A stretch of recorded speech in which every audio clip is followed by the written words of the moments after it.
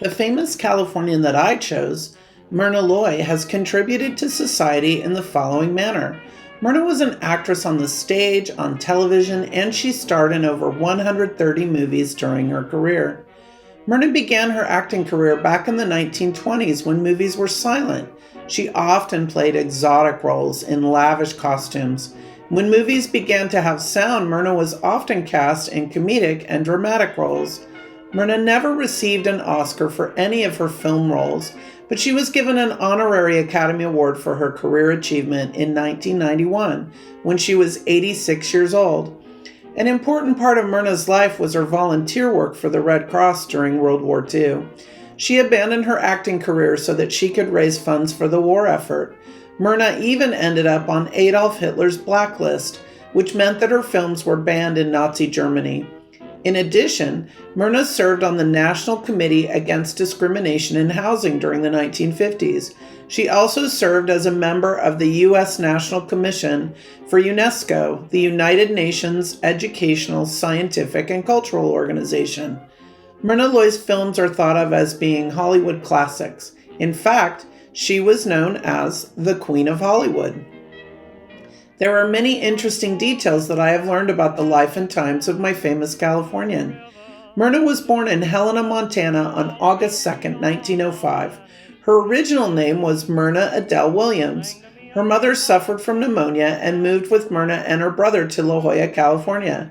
They moved back to Montana only to have her father die during the influenza pandemic of 1918. So Myrna's mom moved them back to Southern California. Myrna attended Westlake School for Girls and Venice High School, where she studied dance and appeared in local stage productions. Myrna left school early and started working at Grauman's Egyptian Theater in Hollywood in order to help support her family financially. She was spotted working there by famous silent film star Rudolph Valentino's wife, and she received her first film roles as a result. In her early movies, she was often cast as Asian or as a gypsy or as some sort of exotic woman.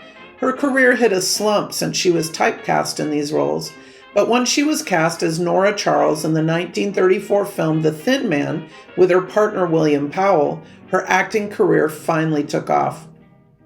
Here are more details about the later life of Myrna Loy. During the 1930s, Myrna was paired with many famous actors in movies. She became known as the perfect partner or as the perfect wife to William Powell, Clark Gable, Spencer Tracy, James Stewart, and Cary Grant. In real life, her relationships didn't go very well. She was married and divorced 4 different times. During World War II, she began to become active in politics. She also often spoke out about discrimination that black actors faced in Hollywood. It made Myrna angry that black actors always played servants in films. She was voted as the actress who generated the most revenue by Hollywood movie theater owners, despite her outspoken beliefs.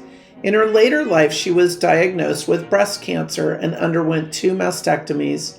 Myrna moved to New York City after divorcing her 4th husband. She starred in television shows and worked in plays on Broadway. Myrna received a Kennedy Center honor and received an honorary Academy Award for her career achievement. Sadly, she was too ill to appear at the Oscar ceremony and received the award from her home. Myrna died at age 88 on December 14, 1993. Her ashes are buried at the cemetery in Helena, Montana. It was the end of a busy life as an actress and as an activist. My famous Californian continues to influence, inspire, and affect others.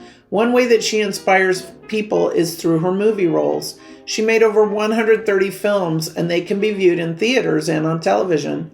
Myrna also has a star on the Hollywood Walk of Fame. In addition, fans can read her autobiography titled Myrna Loy, Being and Becoming. Myrna published the book in 1987. Finally, the Myrna Loy Center for the Performing and Media Arts is located near her childhood home in Helena, Montana. It has live performances and shows films. Perhaps her greatest influence, though, was in her acting style. In her movies, she seemed to frequently play the smart, capable female partner of the leading man.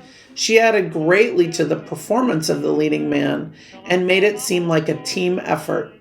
Many actresses in modern day movies have done the same. She was one of the first actresses in the history of Hollywood movies to be seen as the important sidekick or partner. I have always loved her movies and the independent characters which she portrayed. Several years ago, I found her star on the Hollywood Walk of Fame.